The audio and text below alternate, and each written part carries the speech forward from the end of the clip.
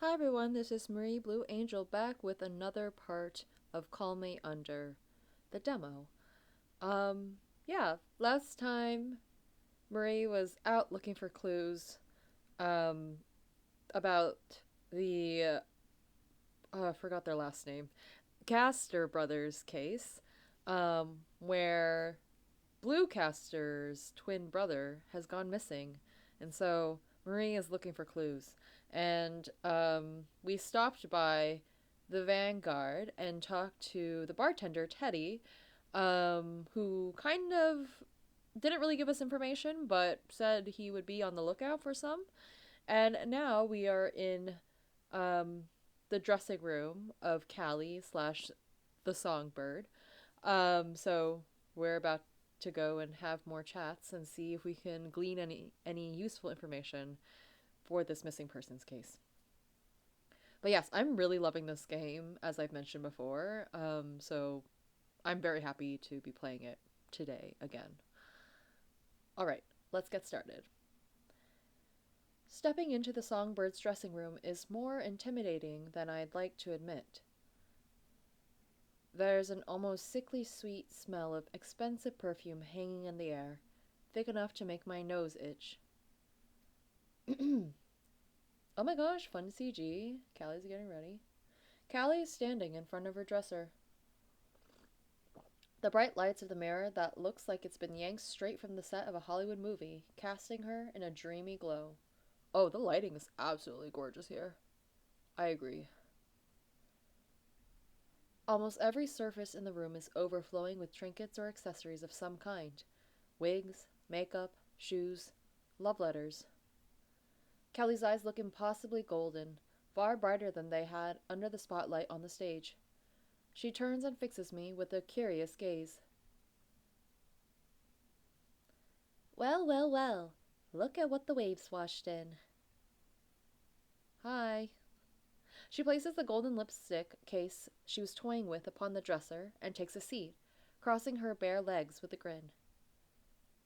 The robe she's wearing leaves little to imagination, sheer in all the right places. I like how it all matches with the headband.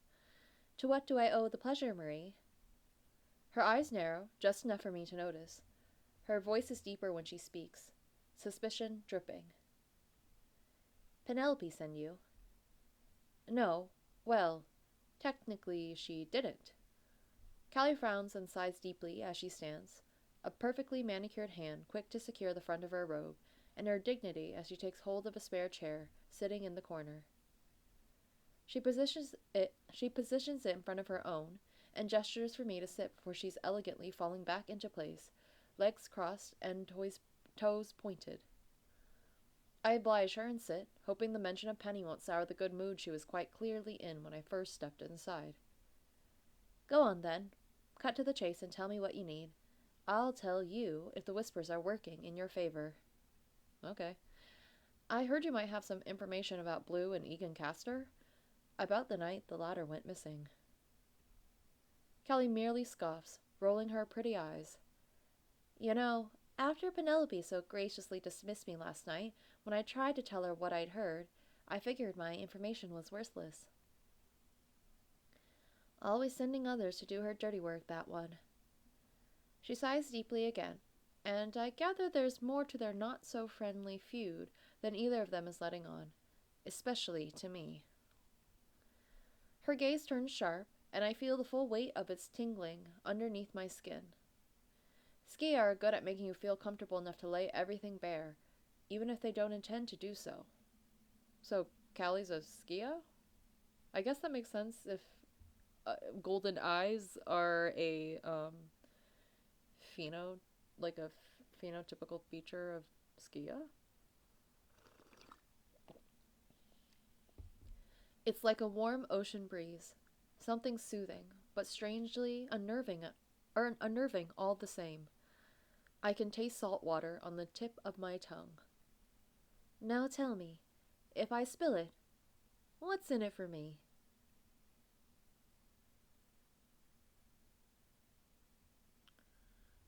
Um, but I don't think we are friends. I don't don't know. Anything you want within reason? Whatever you want. I don't know. I don't think any of the other choices. We're not friends. And clearly this is Styx, so I feel a lot of people take bribes. I think that's just probably how the city and the city dwellers go. Her eyebrows shoot toward her hairline, and she nibbles on the end of a pointed red nail. She looks like she wants to eat me alive.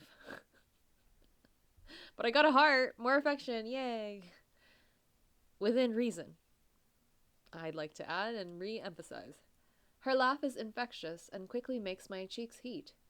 Right. Within reason, huh?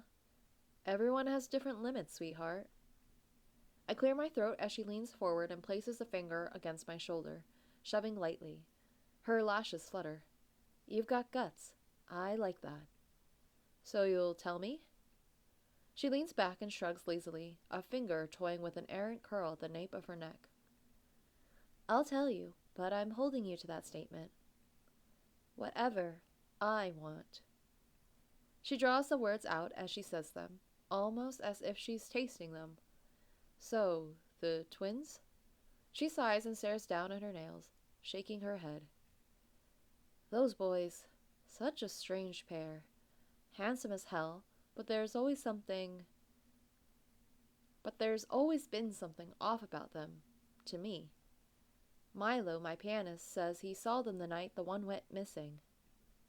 They were in the asphodel tunnel, shouting up a storm, and the sweet one, Egan, got his hands on Blue, had him pinned against the glass. Milo said it struck him how tired they both looked, like they didn't want to be fighting like that, but they had no choice. He tends to get dramatic with his stories, mind you, so take that with a grain of salt. Did it seem violent? Callie shrugs. Said it got quiet real fast, and they were whispering so he couldn't hear, but Blue looked all upset and pushed Egan away. He stormed off into Asphodel, and his brother followed him like a sad, lost puppy. I hum, digesting the information. Siblings fighting isn't exactly a phenomenon, so I would usually find it hard to see anything too out of the ordinary about the situation. But then, Egan went missing, and crimes of passion are all the rage. I wonder what happened. People do crazy things to hurt the ones they love when pushed. Wish I could give you more. It just sounds like they had a good old-fashioned brotherly disagreement to me. Yeah, that ended up with one of them disappearing off the face of the city. Callie crinkles her nose and purses her lips, exhaling as she grips the arms of her chair and pulls herself to stand. She closes the front of her robe closed. Styx loves to help people hide. There are too many nasty little dark corners and shadows to slip into. Maybe he simply doesn't want to be found. Interesting theory there. Anyway, as much as I'd love to chat with you all day, I have to make myself look beautiful for the show. She tips her head, her long lashes fluttering slightly. Be nice to see you in the crowd again, Marie. Unless you already have a date with your paperwork. I grimace and she snorts a laugh. Maybe another time? You really do sound like her. Excuses, excuses. Be careful out there, sweetheart. I'll try. I don't know. I feel like I do. I have to meet Blue later. Isn't that what I'm doing tonight? Teddy's overtaken by a gaggle of thirsty businessmen as I head for the door, but he offers me a knowing look as I step out and back onto the streets of the atrium. I stick my hand in my pocket and brush my fingertips over the crumpled paper, wondering if I should slip into a seedy alleyway before I pull it out. Then I'm feeling this shady over looking at a piece of paper. Says a lot about the impression I have of Blue Kastor right now. It does, actually. When do we have to meet again? I forget. I would never remember. Oh my. Something about when light disappears, / I'm sure the sun sets or whatever. I take a deep breath and head for the crossroads. We're going to a new place. Ooh, we're in Asphodel. I wonder how far Asphodel is from the atrium. Call center of Chulu. Now hiring. Huh, interesting. I like this background also. The tunnel to Asphodel is bathed in neon, just like every part of the city. Every other part of the city, but the earthy green hue is good at luring you into a false sense of peace, because Asphodel isn't exactly welcoming. I would know. I live here. Oh. So the fact that this shadow chapel supposedly exists in the very same area of the city where I sleep and eat my breakfast is strange, to say the least. Not that I've thoroughly explored every inch of the place in my short time here, but if this place is anything like I'm picturing it, or anything like the chapel I saw in my dreams, then I'm wondering where exactly it's managing to hide. At a glance, Asphodel looks the same as all the other places in the city. I've been told it's by design, purposefully in a way that ensures every resident feels equal no matter where they lay their head at night, but the difference is stark when crossing into other areas. Asphodel is the middle ground, somewhere in between the dank depths of Tartarus and the opulence of Elysium. It's humble and filled with plenty of mid-sized apartments and tacky liquor shops, and that's about it. At least the wrench is steel, and that's all I can find in me to care about right now. That's true, it's like a nice little middle ground. It doesn't have to be super exciting, especially if you just moved and you're trying to get your bearings. I followed the I keep reading too fast. I follow the winding cobble paths until I get deeper into the area, past Asphodel Meadows, which is as far as I've ever gone, and I notice that the amount of residential buildings are beginning to thin. There's something almost eerie about this part of Asphodel, a strange, peaceful quietude that feels out of place for the second most populated area of the city.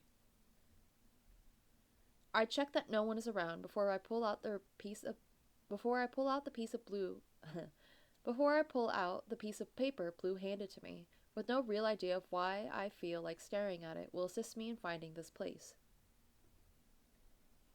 He couldn't even be bothered to write a proper address, for fuck's sake. I would also not know where to go, okay? I feel like we can't ask people, either. But something is tugging at me, so I follow that strange pull and sink ever deeper into the unknown. I find it nestled in the farthest corner of Asphodel. The chapel is huge and imposing, but it looks painfully run down, the stonework crumbling and the stained glass windows covered in a thick layer of grime. A shame. The designs are beautiful, if not a little ominous. They're really gorgeous. I love stained glass so much in general. These are amazing. I love the colors. Chapel of Shadows, indeed. I know little of the shadow worshippers, only ever having been taught about the way of the light, but I do know they seem to have abandoned this place of worship. So is it shadow versus light in terms of religious denominations in this world? I wonder if that will come more into play later. I wonder why, considering they're rumored to be deathly passionate about their cause. The large wooden doors creak behind me, the sound of them slamming shut and making me wince as I step into the aisle. My heart is pounding, my palms sweating, and the smell of rot and dirt fills my nostrils. It's familiar, the same stench I was subjected to in my dream. The structure and interior are identical, too. The cracked and splintered pews, the shattered stained glass, even the glimmer of the shadow's oceans against the sickly gray tiles, seems to be shifting in the same pattern. There's no Blue awaiting me here, though. The whole place is empty. How do you know that, if it's empty? Is it really that small of a chapel? But there is a small indicator of life in the form of one solitary pillar candle that burns and drips wax on the altar. As I draw nearer, it flicks violently. I stop. Hello? I grimace as my voice echoes loudly, bracing myself for something. Anything. To your left. I turn quickly, the deep voice that responds to my call, seemingly having no point of origin. sounding muffled despite the way mine had carried. He's in a separate room, then. Yeah, you didn't check the rest of the chapel. How would you know he's not there? I heed his instruction and taper off to the left of the altar, ignoring the perfectly preserved confessionals that line the walls until I come to a half-closed door. I take a deep breath, press my palm to the wood, and push. Oh, more stained glass. So pretty. Are you here? Who's sleeping here? Are you sleeping here, sir? The chapel's adjoining apartment looks like the aftermath of a hurricane. Books lay scattered, bent, and open to arbitrary pages on the ground.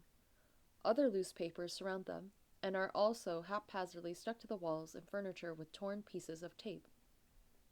I can only assume they're all victims of being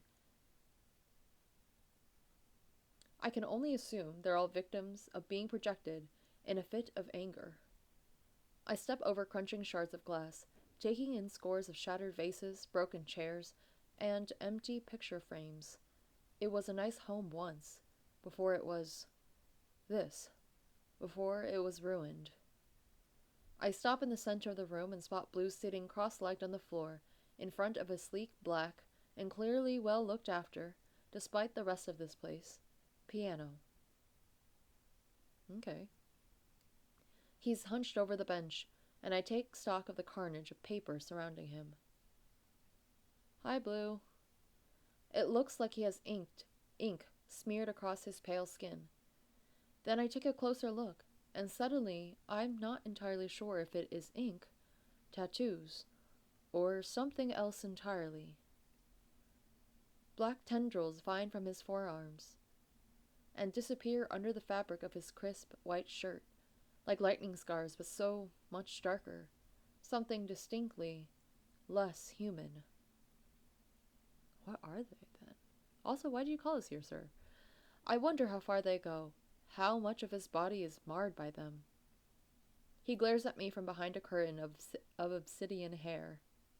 Yes, we got it. He has long hair. I love all the descriptions of curtains of obsidian hair and long black midnight colored hair, etc. He glares at me from behind a curtain of obsidian hair. Yes, you are glaring at me now, sir. And it doesn't help that he looks like the physical manifestation of every forbidden grimoire or the death tarot you dread. I grimace when I take a step closer, my footsteps continuing to echo obnoxiously, and he continues to stare like maybe he's forgotten he invited me here in the first place. So, you really do live in a church? He huffs and turns his attention back to scribbling on the paper that rests upon the piano bench with a stumpy piece of charcoal. All he seems to be doing is making a mess, none of his lines forming anything readable. I go to take another step toward him, but pause, jumping back despite my best efforts to seem unaffected, when he stands so quickly that the bench falls over with a loud crash. He stares down his crooked nose at me and shoves the piece of paper. Crooked? Do I say crooked or crooked? Crooked? I don't know. He stares down his crooked nose at me and shoves the piece of paper he was working on in my face, tapping his foot impatiently while he waits for me to assess it. Have you seen this before? It's a shadow. Just a black, shapeless mass with two uncolored voids for its eyes. It's exactly what I saw in my dream last night, just before I was yanked back into the real world. So yes. Well, it was a nightmare, technically, but I saw Blue too, and he's unnerving me far more than a shapeless void ever could right now. I like how the lighting is coming in and how you can see it on the paneling of the ceiling right here, and that it's like blue and stuff, and it's reflecting the ocean light that's coming in. Oh, it's so pretty. I swallow thickly, feeling my palms begin to sweat again. Yeah, I've seen it. He drops the arm that holds the sketch, crunching it up into a ball in his long fingers and letting it fall to the floor to join the rest of the mess. Unbelievable. If you want me to do this to the best of my ability, then you better. Fuck.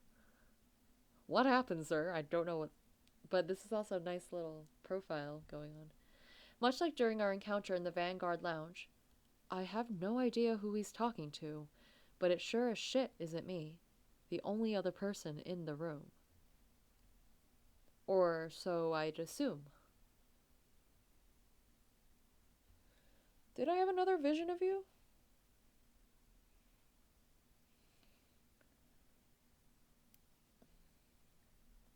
I lift my chin in an attempt to feel a little bigger in his almost suffocating presence. I saw you too, you know. Again. Why does that keep happening? He sighs and runs his hand through his hair again, his foot tapping impatiently against the floor. The way he looks at me tells me he isn't surprised. What do you know, sir? And, I mean, I am aware. I was there, after all. But I wouldn't say 2 instances make this a regular occurrence. Well, it's 2 more than 0, sir. So it's often enough of an occurrence, rather than regular, if anything.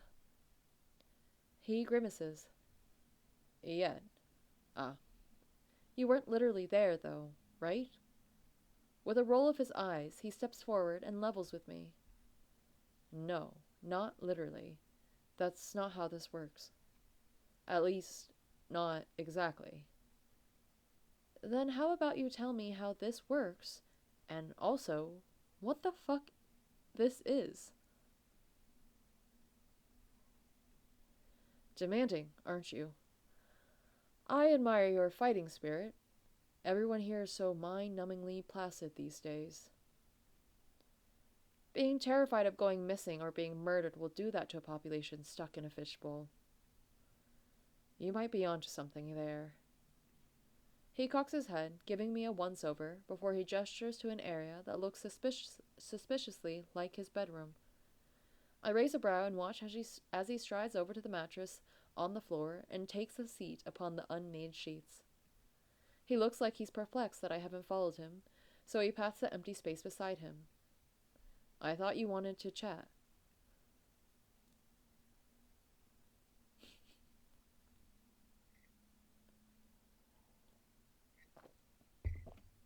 Should I be sarcastic? I mean, right. I feel like okay. Right? A chat seems more like, yeah, I guess is that what we wanted? I don't know. Number 2 seems more humorful and more humorous. Inviting me to your bed so soon. Flirty, but also very humorous. And I think I'll stand is like not really conducive to all this, though. Like, should I again trust this man? No, I shouldn't. But I want to do number 2. That's where my heart lies. Inviting me to your bed so soon. Oops. I step forward and join him in the new space, taking stock of my surroundings and the way he watches me as I approach. The more I look at him, the more I see that, though he might be prickly and cold at first glance, there's a certain charm about him too. Though it's colored with a too though it's colored with a few too many shades of asshole, I find myself disliking him a little less. Inviting me into your bed so soon. We've only met twice. I could be sarcastic, thank you. He feigns contemplation, tapping his chin. Technically onto my bed, and also it's been 4 times if you count our special little encounters. I have a laugh. He's gonna be trouble, and I don't know if I'm thrilled or disturbed. Who knows? We can figure that out later. Thrilled or disturbed? Take your vote in the comments. What we should be. Maybe both, or third option, both. Come now, I don't bite, I swear. I bite back a witty response, not wanting to stroke his ego any more than I apparently already have. Fine, but keep your hands to yourself. He rolls his eyes as I finally take a seat, the mattress surprisingly soft, as I settle beside him, a respectable distance away. Is the mattress soft? Which is good. That's good. I'm glad your mattress is nice and comfortable. Hopefully it's comfortable for you. His presence is more than a little unnerving, and I can't tell if it's just me overthinking this or genuine, ingrained, instinctual fear. Tell me about your brother. Blue grimaces, but the gesture doesn't feel entirely misplaced or suspicious, despite the situation at hand. It's a pained expression, his worry for his missing sibling, apparent in the pinch of his brow and the twist of his mouth. He's a pain in the ass, in mine specifically. Always has been, always will be. He stares down at his hands where they hang between his legs. His fingers are long, knuckles and joints jutting, and all of his bones sharp, and his veins stark blue against pale skin. Those fingers twitch restlessly, in a stark contrast to his ice-cold demeanor. I have heard that, you know how we say poker face and keeping your emotions under control on your face, that it's not as easy to do that with your hands, and your hands can portray kind of your state of emotion. So in this description of Blue, he may seem very ice cold or very calm or whatever and collected, but his hands tell another story because they're kind of fidgeting, which is understandable given the situation. But I thought that is interesting, and I wonder. I'm sure you can train your hands to be a little bit more less telling rather, but who knows? As cliche as it sounds, he's the calm to my storm, the water to my fire that I can never seem to put out. Okay, so you compliment each other. That's kind of beautiful, actually. He laughs, his sharp cheeks rising and softening somewhat, and I see a flash of a dimple. I decide he's far more dangerous when he's not being actively terrifying. That's a fair assessment. He can be too charming, then. I am capable of liking things, despite what you might have heard about me. The funny thing is, I haven't heard much about you at all. About either of you. There's an arrogant edge to his lopsided grin. Well now, that has to be a lie. A mild one. I have heard things, but none of them were interesting. Well, then I'm sure one of the uninteresting things you've heard is that Egan is missing. That would be correct, yes. Penny said you seemed quite concerned. He bristles at that, his jaw and teeth clenched tight. Penelope is certainly a fine detective to make such an important observation. Besides, wouldn't you be? I love my brother and would never want any harm to come to him. I'm really not sure what kind of monster you've decided I am, Marie. That's the thing. I've only seen you in my nightmares, covered in blood. What else would I assume, Mr. Kastor? He scoffs at that. You have me there. I haven't really talked to you, sir. This is the second time in person that we've talked to you. And I know nothing. Barely anything at all. So, answers. I need them. You gonna set Penelope on me if I don't comply? I stare him down. Look, I don't fully understand why this is happening to me, let alone why it's happening to you, Marie. You seem smart, so you know Styx isn't exactly void of strangeness. Shadows that talk, living, breathing, supposedly mythological creatures walking alongside us on the street. If anyone on the surface told me this shit was all more than just a tale that our parents told us to scare us away from the ocean, well, I'd have laughed in their faces. Get to the point. Look at his... Oh, I am annoyed. I am frustrated and annoyed. He closes his eyes and takes deep breaths. I've been hearing voices for a while now. Long before I came here, actually. They've only gotten worse since I've arrived. That seems to be the case for most people. Voices. Like, in your head. He tips his head this way and that, like he's contemplating my question. Like there isn't a straightforward answer. Sometimes. The low, frustrated noise that comes out of me makes him laugh. Like I said, weird shit. He fixes me with that piercing stare. Hello. I need to find my brother Marie. He took something from me. Something important. Something that might help us understand what the fuck is happening to the both of us. I pause, caught by the way he sounds and the way he's looking at me. It's desperate. You don't happen to be involved with the shopkeep from the Killing Moon, do you? Blue narrows his eyes at me. Eve. Now why the hell would you think I have anything to do with them and their overpriced rocks? Just a vibe I got. Don't worry about it. He scoffs, clearly offended. I have the check. I am pursuing all the leads, all the questions, sir.